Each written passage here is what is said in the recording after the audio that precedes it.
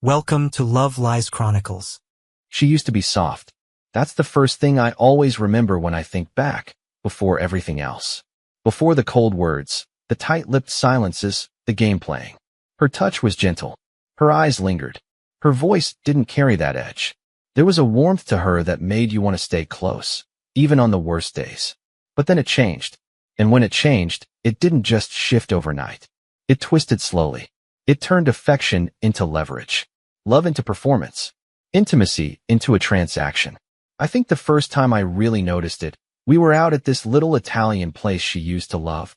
Candles on the table, violin music playing over the speakers, the whole thing. I was talking about a project I was excited about at work, something that had taken months to finally get greenlit. And she just sat there, swirling her wine. Not a smile, not a question. Just this thin smirk like she was watching a child explain how he built a Lego spaceship. "You don't get it, do you?" she said finally. I blinked. "Get what? You're acting like this is enough. Like, trying a little harder will fix it. That one word, hanging there like a sword in the air. You mean us?" I asked. She shrugged. "I mean all of it." I didn't know what to say to that. I thought things were off, sure, but not broken. Not like that. Then she leaned in a little and said the words that would echo through my head for months afterward. "If you want me, fight for me." I just looked at her. I don't even remember touching my food after that. Fight for her. After all these years, all the nights staying up to make sure she felt safe, the times I cooked dinner just because she was tired, the spontaneous weekend getaways, the way I dropped everything when she had a bad day. Now it was on me to prove myself again, to compete for her affection like I hadn't already earned it. But I didn't say any of that. I nodded, stupidly, like I understood. She wanted a performance. She wanted flowers after work. Grand gestures. Love letters. Apologies for things I hadn't done. Effort. That's the word she kept using. Effort. And God help me, I gave it. I planned weekend trips. I cooked her favorite meals even when she didn't touch them. I booked a couple's massage when she needed space. I bought her a gold necklace for no reason at all, except that I remembered she liked one in a magazine. The reaction? Half-hearted smiles. Dry thanks. Sometimes not even that. Then came the comparisons. If we were like Erica and Tom, maybe you should ask my dad how he keeps my mom happy. Or my personal favorite, the one that finally cracked something inside me. Sometimes I wonder what it would have been like if I hadn't settled so quickly. Settled. As in me. I was the thing she settled for. The consolation prize. And yet, every time she said something like that, she followed it up with a challenge. A dare. Prove me wrong. That was the line she repeated like a mantra. Like I was just some guy at an audition, hoping for a callback. I kept thinking maybe she was going through something. Burnout. Hormonal shifts. Stress. Maybe if I stayed consistent, stayed present, she'd find her way back to me. But I wasn't naive. Not completely. I started seeing the signs. She dressed better when she worked late. Started going out more with friends. Her phone never left her hand, screen tilted just out of view. One night, I walked into the living room to ask if she wanted tea, and she jumped like she'd seen a ghost. She tucked her phone under her leg and gave me this pinched little smile. "Jesus, you scared me," she said too fast. "Can you knock next time?" Knock, in the living room. She just stared at me, then turned back to the TV. I knew. I didn't know what exactly, but I knew. She wanted me to fight, but she'd already chosen the battlefield. And I was never going to win, not when the rules kept changing. Still, I tried. Because that's what I do. I fix things. I hold the line, even when no one else is holding it with me. But deep down, something else had already started. Something subtle. Something dangerous. A quiet voice whispering that maybe, just maybe, it was time to stop fighting. There's a moment, I think, in every doomed relationship where you stop trying to fix it and just start trying to survive it. For me, it came on a Tuesday. She had just come back from one of those late-night strategy dinners with a few people from her office. She looked immaculate, red lipstick she never wore for me anymore, hair curled, that silk blouse I hadn't seen in months, and heels, at a so-called casual dinner. I was sitting at the kitchen island with my laptop open. I'd been halfway through drafting an email to a supplier. She didn't even look at me when she walked in. "Don't wait up next time," she said, tossing her bag on the counter. I looked up. I wasn't. Just wanted to know you got home safe. She poured herself a glass of wine, still not meeting my eyes. Maybe that's part of the problem. You always want updates. I'm not a teenager. That one stung. Not because it was harsh, but because it was rehearsed. Like she'd said it before to someone else. That's when it hit me.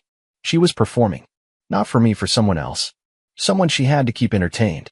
Someone she had to explain me to. I stayed quiet that night. But I started paying attention. The next morning, I opened her laptop after she left for work. I didn't feel proud of it. But I was done being the idiot in the room. The history was clean. Too clean. Like it had been wiped. Her text messages? Password locked. Her call log? Sparse. Too sparse for someone glued to her phone 24/7. That's when I started watching patterns instead of words. She wore perfume on Tuesdays and Thursdays. Only those days. Her work friend Michael, the guy she couldn't stand last year, suddenly appeared in every third story she told. She started taking calls in the car. Started keeping her phone on silent. Started ending sentences like she was trailing off on purpose, waiting for me to ask questions I didn't want answers to. One night, I asked her if she wanted to go out, just us. Casual dinner, glass of wine, maybe a movie after. She blinked like I just asked her to clean the gutters. I can't. I already made plans. Plans with who? Her eyes narrowed just a bit. Friends. From work. Which ones? The pause was barely a second, but I saw it. Erica. And a few others. She didn't say Michael's name. Didn't have to. I nodded, trying to keep my expression neutral. Have fun. You're not mad. Nope. Just, hope you have a good time. She stared at me for a second like she was waiting for the fight that never came. And then she grabbed her keys. After the door clicked shut, I sat in silence for 10 minutes. Then I poured myself a drink. That's when I decided to start keeping track. Not because I wanted revenge. Not even because I needed proof. I just wanted clarity. Something I could hold in my hand when the gaslighting started. Because it always starts small.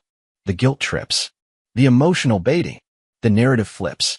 That weekend, I was doing some work in the garage when her sister came by to drop off a borrowed baking dish. We chatted briefly. She seemed tense, like she was hiding something under her skin. Right before she left, she said something odd. She said, avoiding my eyes, you should check in with her more. Sorry. She hesitated, then shook her head.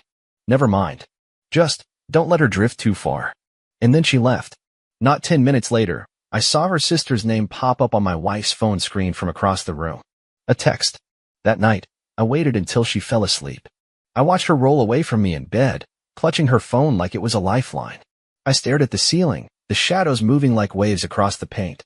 And I realized something simple and terrifying. She was gone. Maybe not physically. Not yet. But emotionally? Spiritually? She'd already moved on. And she was daring me to catch up. But here's the part she didn't expect. I wasn't going to chase her.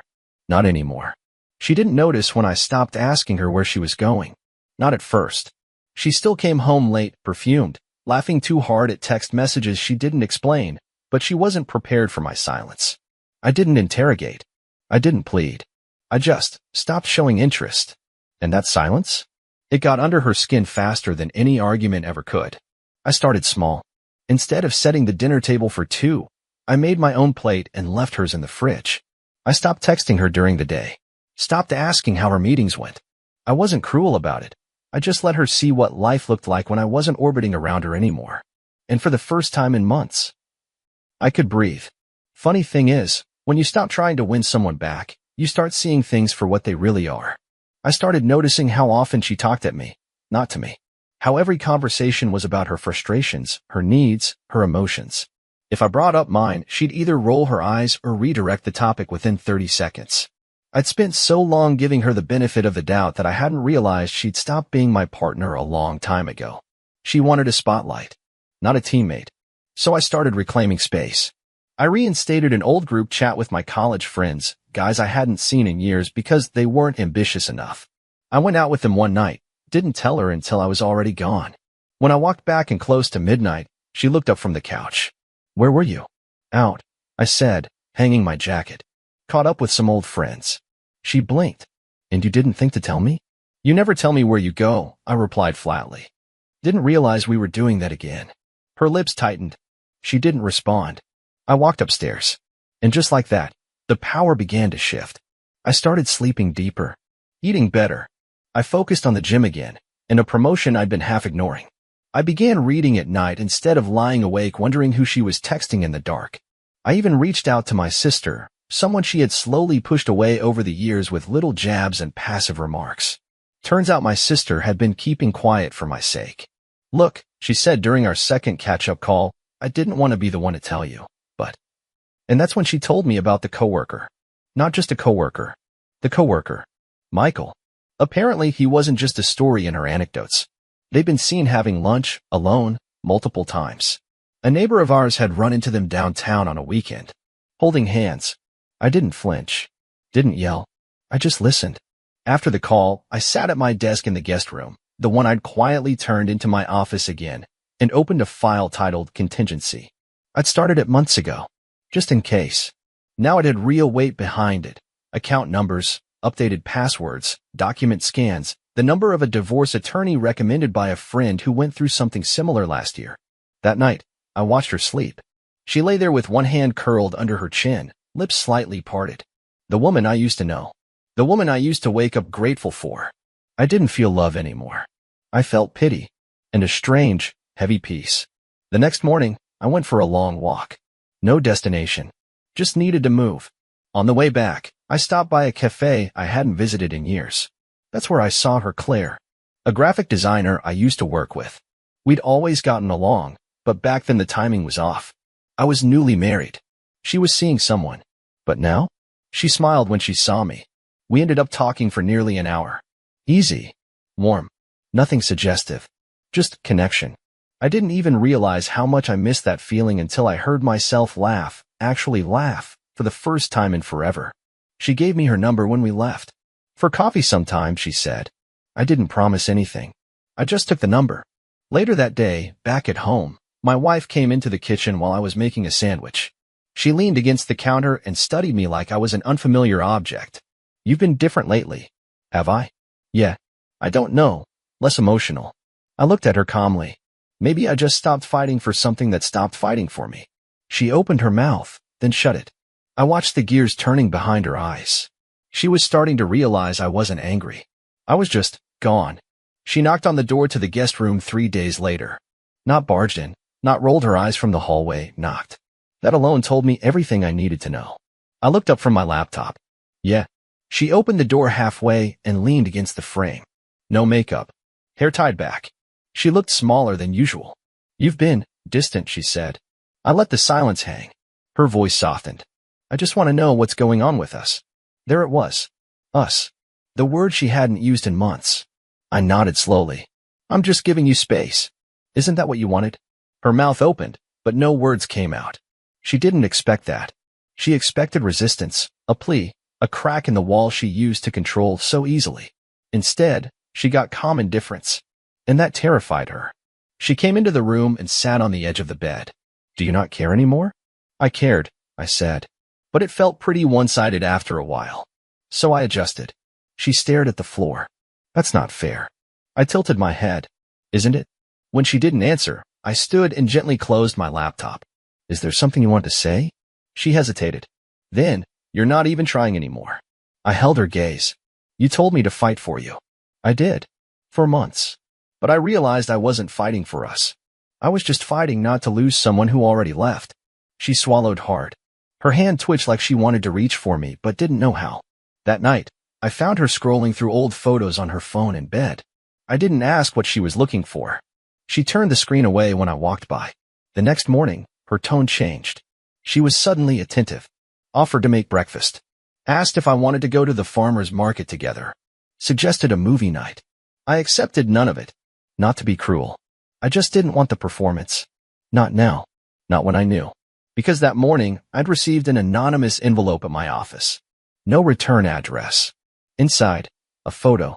Her. Michael. Her hand on his chest, their faces close, her head tilted in that way she always did when she was genuinely into someone. It was time-stamped from 2 weeks ago. A Friday night, she said she was stuck working late. There was a note, too. Just 4 words, printed on plain white paper.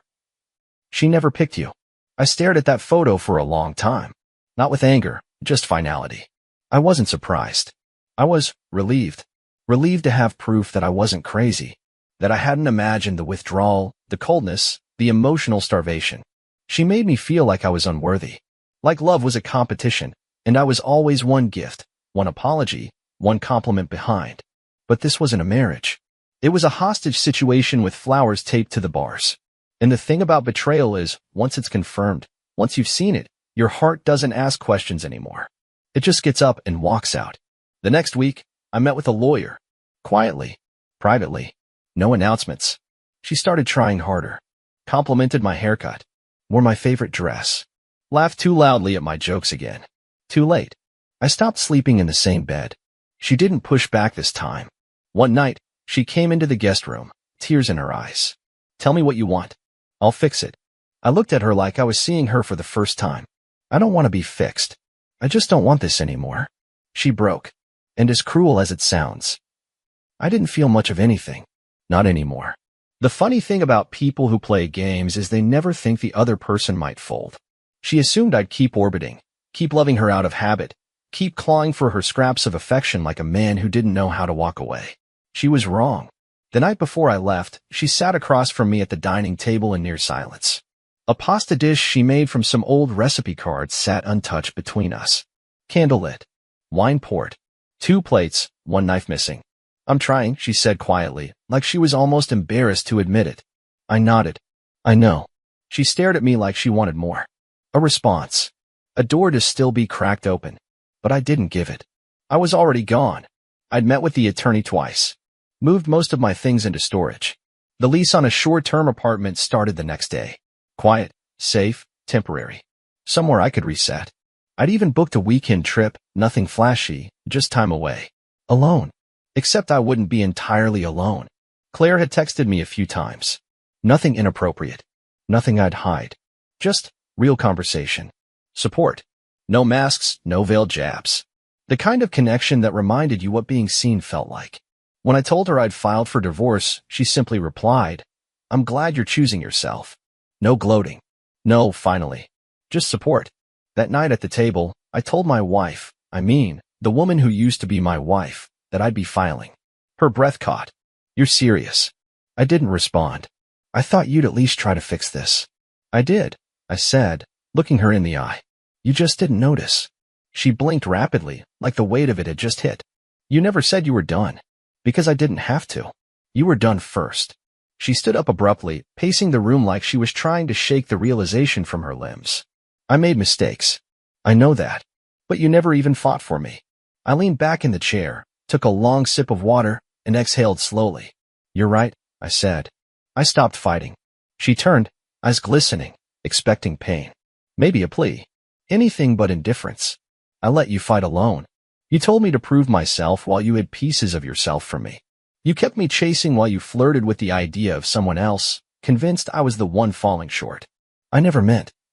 You did, I said, cutting her off. You just never expected I'd stop playing the game. She sat down slowly, deflated. There were no screams. No thrown dishes. Just the ache of clarity. I packed the rest of my things that night. The silence was heavy but peaceful. As I walked out the door the next morning, she didn't follow me. Didn't call my name. I think, for the first time, she understood that this time. I wasn't bluffing. She called 2 days later. I let it ring. Then a text. We can fix this. Please don't give up on us. I didn't respond. The thing is, you don't give up on something that already gave up on you. You don't mourn what already left the room months ago. You just accept that the fight was never yours to win. You heal. Quietly. Authentically. On your own terms.